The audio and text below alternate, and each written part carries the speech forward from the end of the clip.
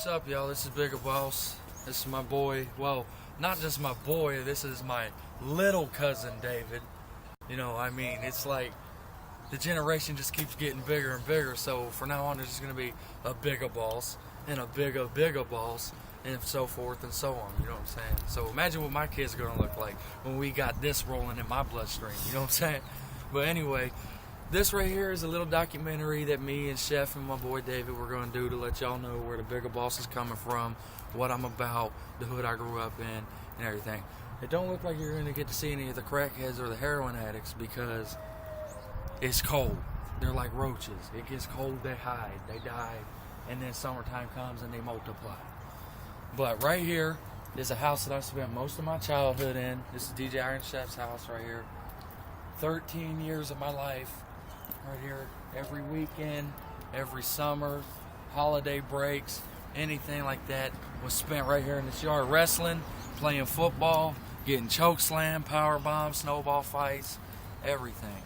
He's got a Jew living in there, all types of shit. It's kind of fucked up, you know what I'm saying? R.I.P. Roy Rouse, we miss you, boy. But we're gonna take you on a little stroll through my neighborhood here. This is Camp Washington, Cincinnati, Ohio. Cincinnati all day, baby. You already know that 00 state. Let's take them for a stroll, Chef. Hey, this is the church, but what's going on, Rhonda? What are you doing? Did you have a good Christmas? Yeah. It was all right. Spent it with Dad and Nicole.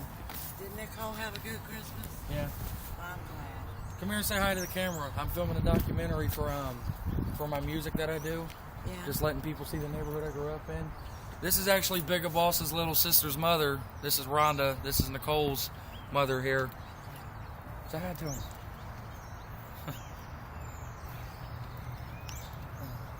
It's cold as hell around here, ain't it? Oh, it's freezing.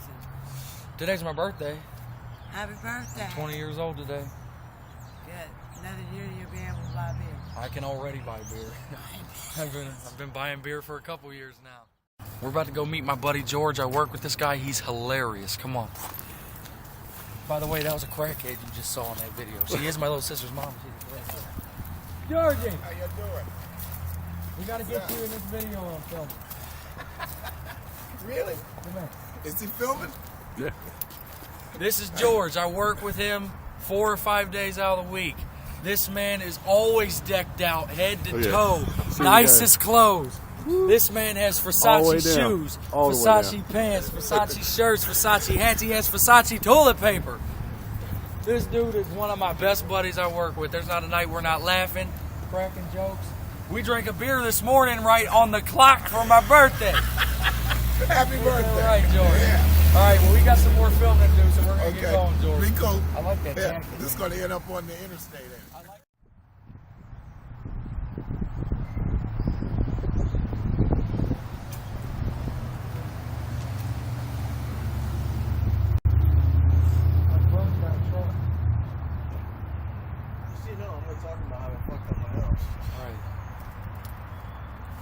This right here, a lot of days spent on this corner just hanging out, chilling. You know, when I was little, I watched the D-boys on this corner right here. They were always selling drugs, always trying to hustle something.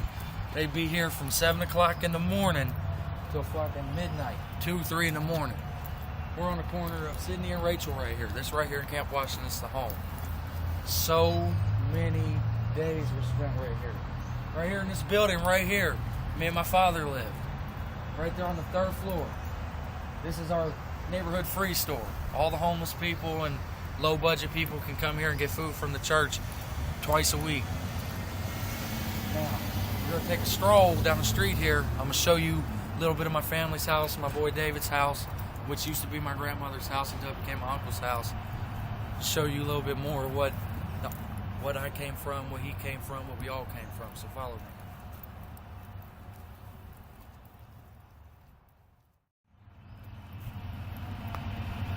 This is my old house right here. I lived here until I was like around 6 years old. I love this place. As you can see now, it's got fucked up. I mean, they put bamboo and shit up on it. I mean, 3-floor house. I love this place. I miss this place. How many years did you live here, Dave? Lived here 6 years. This used to be our grandmother's house. Used to be my grandma's house till my dad bought it for her. Then she died in 91. She died in 93. No, she didn't. She died a month after I was born, Dave. She died on Kyle's second birthday. Hey, let's not I love this place. You can see it was a lot nicer before they fucked it up. Same paint colors, same everything. Except they done screwed up the yard. You still recording? Right here was my Aunt Zola's house. Believe it or not, that beautiful red brick house right there, when my Aunt Zola passed away, they sold that for $9 grand when the economy started to crash in 2007, 2008. $9 grand for that house. I could have owned that house. But shit happens. This right here would be Iron Chef's grandmother's house. She still lives here to this day. But see, when I was growing up, and I'm sure Iron Chef can remember, this used to just be an empty lot. It's an empty lot. They built this house from scratch, just like Chef's house. That house was built from scratch. Now, we're going to take you deeper down into the neighborhood. I'm going to show you some places my father used to work. I'm going to take you to Coleraine Avenue and all that shit. Let you see where I actually live and all that. And you're just getting the real deal right now. You're finding out what type of shit I live in, what type of neighborhood I live in. You only got to see one crackhead. Sorry about that. But like I said, it's cold and they're like roaches. But come on. Let's go. We're filming a documentary for my neighborhood. You know, because I'm doing my music. And this right here is my Uncle Jeff. This guy's watched Biga Boss grow from Little Boss to Biga Boss. He's known me since I was in diapers. It's a good friend of my dad's right here. Call him Uncle because he's like blood, you know. Been around for so long. He's a really good guy. You got any words for the camera, Jeff? Good luck, man. Get out there and get them. Tell him what it's been like to live in Camp Washington. Been Camp Rough. Washington. Been rough. Yeah, rough. that's right. This right here is my homie Trizzy's house. You know what I'm saying? He's been featured on Southern Sounds Volume 1. He's also done a couple other tracks with me. When I first started rapping, I was in this group called McSwaggers. It was me and Trizzy, two white boys, but it didn't last too long, but I still got love for him. Still my homie. Even though Redid it. yeah, that big 400-pounder died in there. Yeah, I remember it remember. took like 6 firemen to carry I him was out. here. They had like 1 or 2 stretchers taking him out. Yeah, it took like 6 firemen, dude. They'd do something with the door. My father worked right here.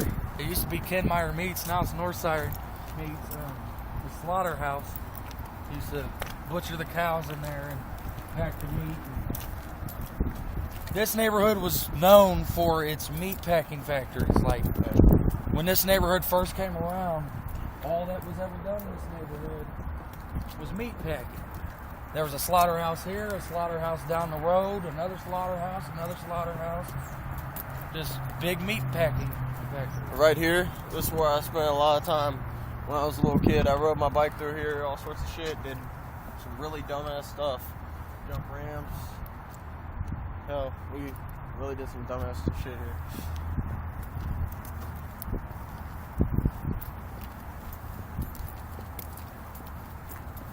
About to take y'all down to Coleraine Avenue.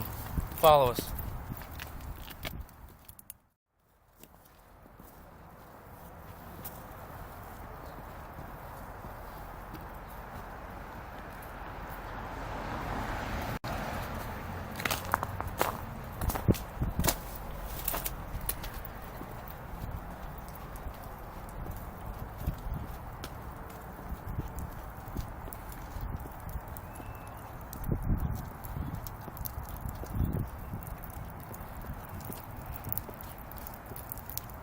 Coleraine Avenue. Cousin Jake is right here in this building down here, the white one with the blue trim on the bottom. Me and my father is right here in this building with the dish on it, 3rd floor. Believe it or not, this whole street used to be business. Jewelry stores, movie theater, bowling alley, all kinds of shit. Hardware shops. The bowling alley was right down the street. The jewelry stores are down the street. We got our hardware store here. All kinds of shit was on the street here. We got the Parkway Cleaners. We got the laundromat. But see, the 80s came around And this neighborhood got swamped with Puerto Ricans from what my father said. And once that happened, the businesses left because of the crime rate. This neighborhood right here was like Harlem in the 80s. Drugs, immigrants, crime. Like, it's mellowed down a little bit, but don't let it fool you. Like, it's daytime right now. If we were filming at night, it'd be a different story. I had guns stuck in my face in this neighborhood. People try to rob you in this neighborhood.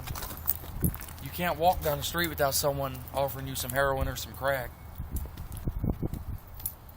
It's just normal life. Like,